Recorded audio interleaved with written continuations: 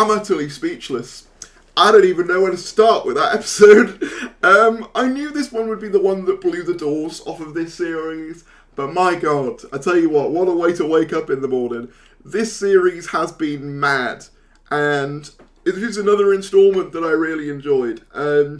So much to decode. I'm just going to get right into it. Subscribe, by the way, if you're new. That'd be greatly appreciated. We're trying to get to 30,000 subscribers. Any support would be greatly appreciated on helping us get to that goal. But let's dive right in. So the premise is simple. Interstellar Song Contest, Space Eurovision essentially. The Doctor and Belinda land on this place called Harmony Arena at basically the Interstellar Song Contest, hosted by a cryogenically frozen Rylan Clark. Mrs. Flood is also in the audience. One thing that you notice immediately is that she says, "Oh, the Vindicator's fully charged, they're all good to go," and then she holds a device with Gallifreyan on it, which was a nice sort of telltale sign of what was to come, but we're getting ahead of ourselves. Spoilers, by the way. Obviously, they're there and they're enjoying the contest, but things naturally don't go to plan. The station is overrun by a guy called Kit, who is a Hellion, whose goal is to essentially send out a delta wave to basically kill 3 trillion people with the sound vibrations. Now, I thought I recognised the term delta wave from somewhere else before. It's probably going to bother me, so if you guys know where that was from, let me know. It just sounded familiar. But anyway, it's revealed that essentially him and his girlfriend are Hellions, who are basically a kind of ridiculed species across the galaxy,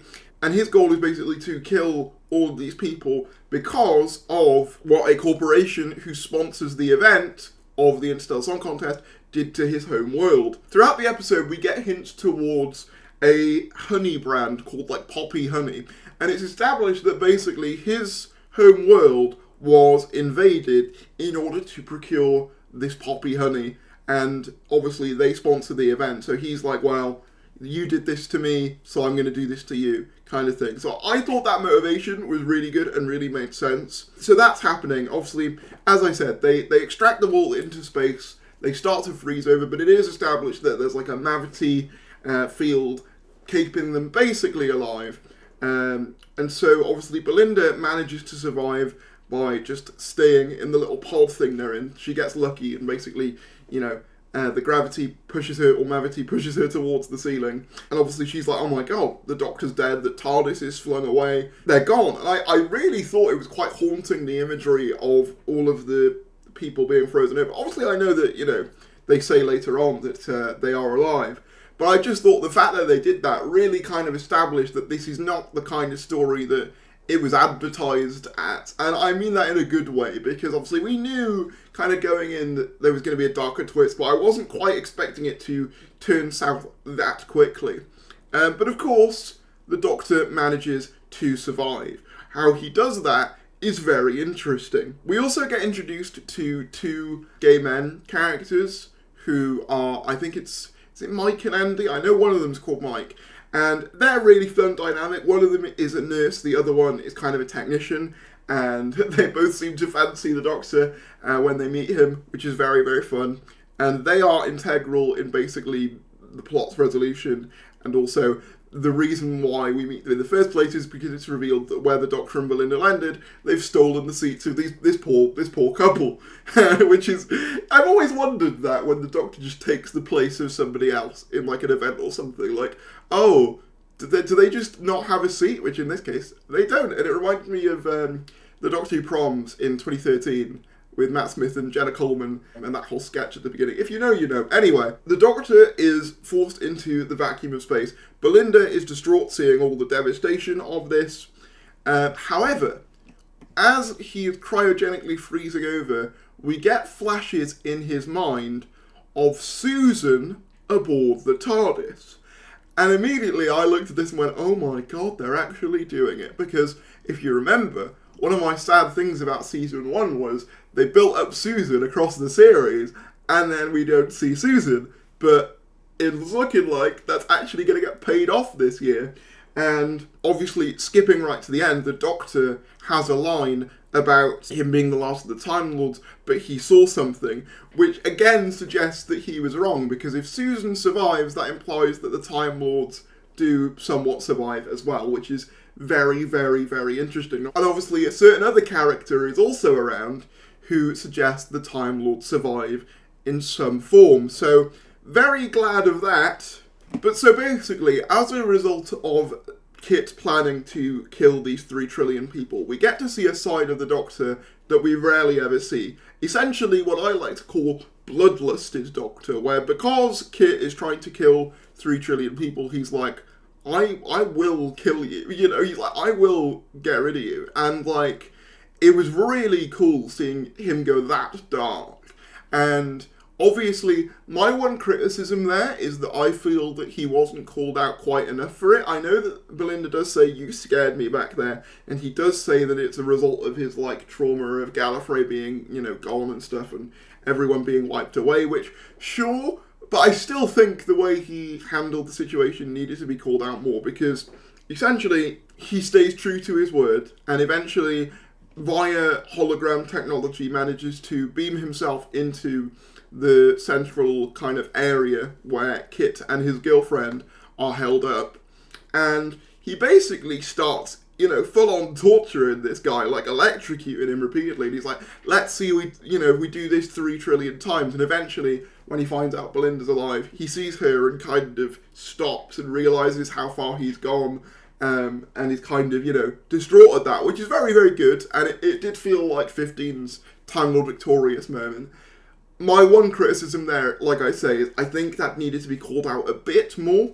I do like, however, that it's revealed that one of the main acts of the Space Eurovision contest was also a Hellion, and she was hiding it, obviously, because of the prejudice and stuff. Her horns had been cut off her, and she sings a song that basically explained, you know, the corporation, they devastated my home world for, you know, the sake of a product.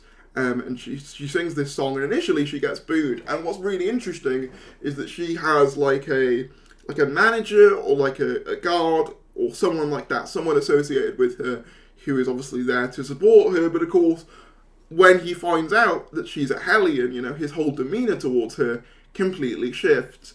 And I thought that the political angle of this was really good. Obviously, I remember seeing some people be fairly concerned about how they were going to handle this type of stuff, because obviously I remember seeing people say that he was a revolutionary, and people being like, oh, I hope it's not, you know, a case where he's just seen to have like no point at all, you know, he's just seen as irredeemably evil.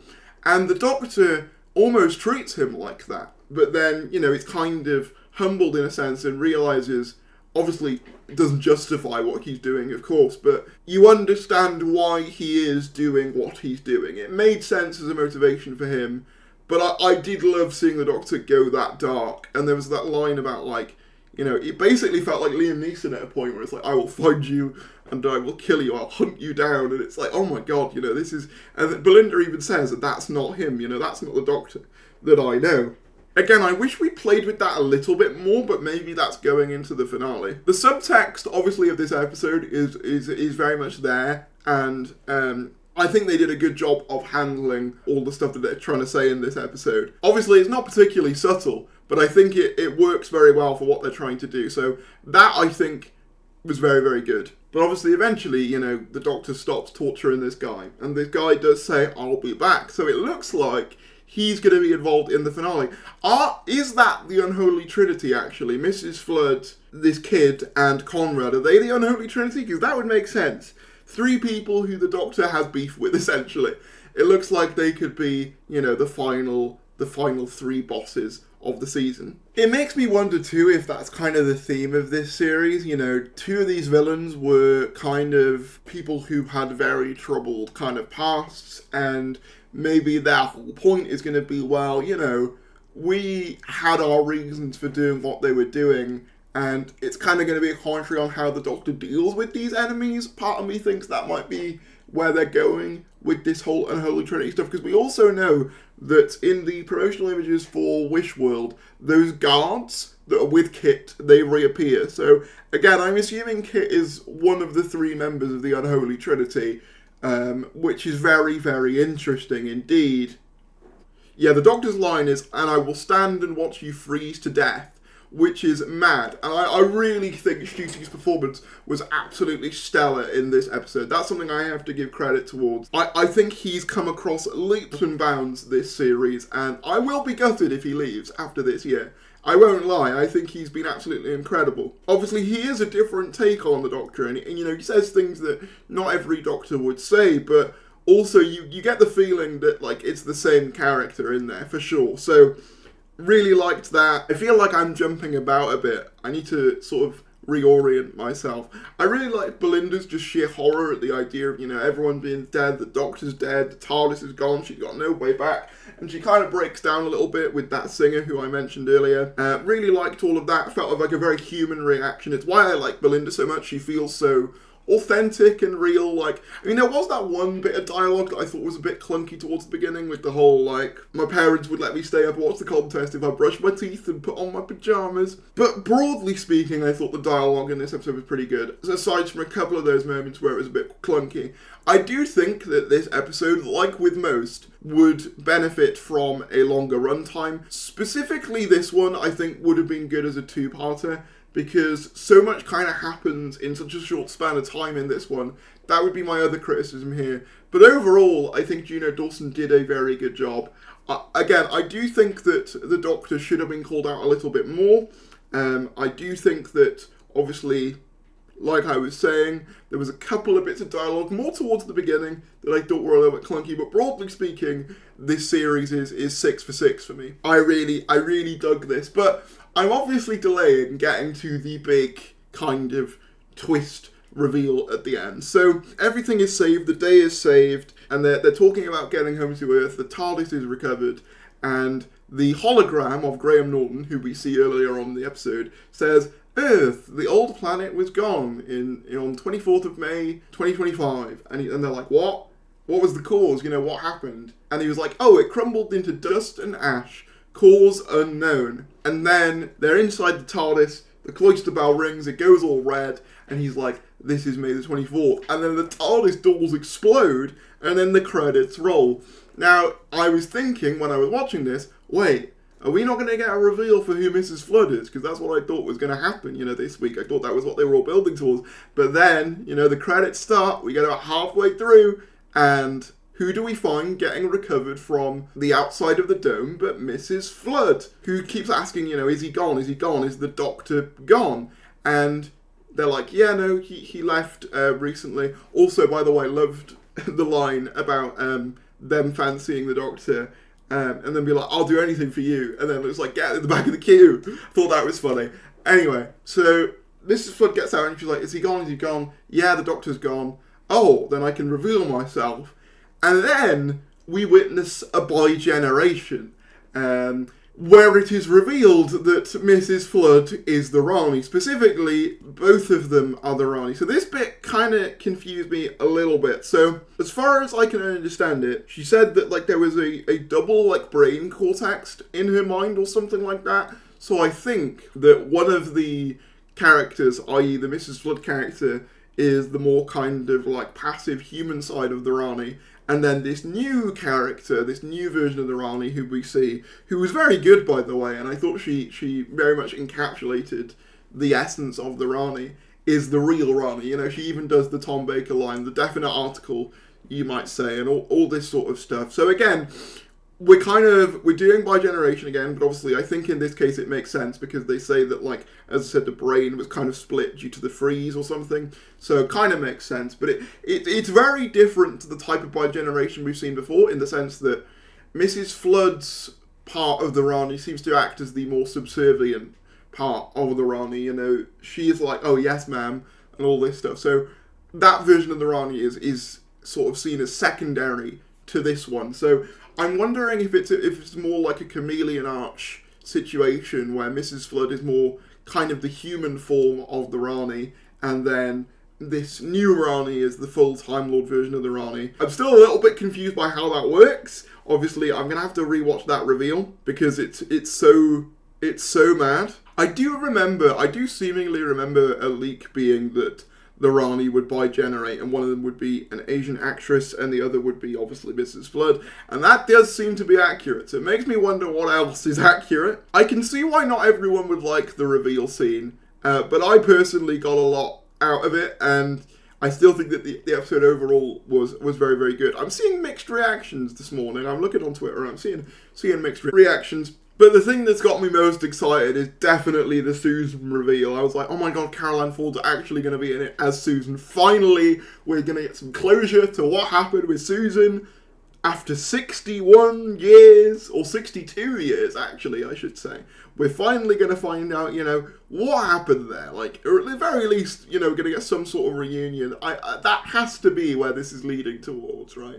Unless they do a thing where it's revealed that, like, Belinda is actually secretly Susan, which, that would kind of suck, I'm not going to lie. But, as fun as the Rani reveal was, the thing I was more hyped for was, honestly, the Susan kind of hint. And I liked that she basically acted as the Doctor's conscience.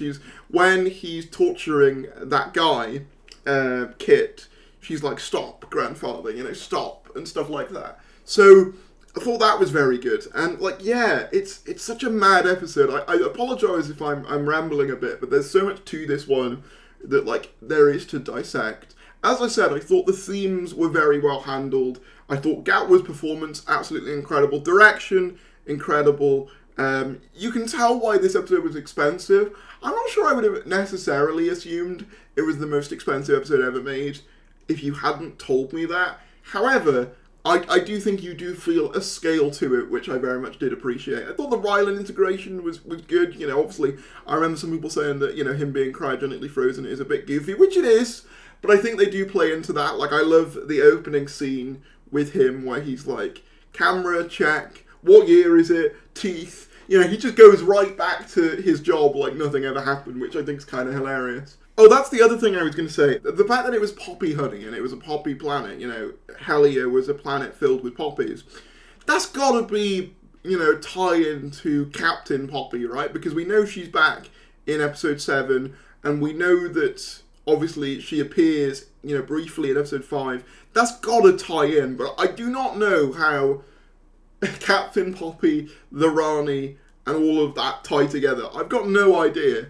Unless they do a thing where that baby was secretly, a Time Lord, but blown away. I enjoyed it. I do think that... I still think I probably think Lux is my favourite overall. And then probably maybe Lucky Day. I think maybe this would be 3rd or 4th, maybe after The Well.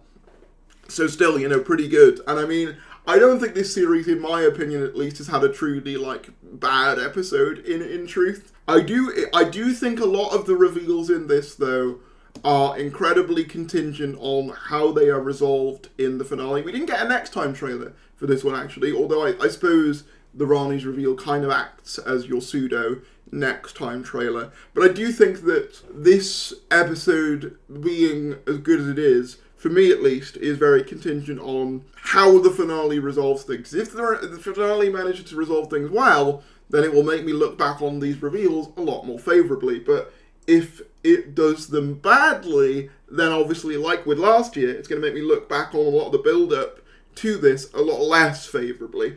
But at the current moment, I had a blast with this. Seeing all the reveals, seeing, obviously Mrs. Flood's identity revealed finally, seeing the Doctor's darker side, it felt very 7th Doctor era, which makes sense because the writer Juno Dawson has said in the past that that's her favourite era. And you could definitely imagine the 7th Doctor and Ace in this story, absolutely. Especially, like I said, when the Doctor is channeling his darker instincts.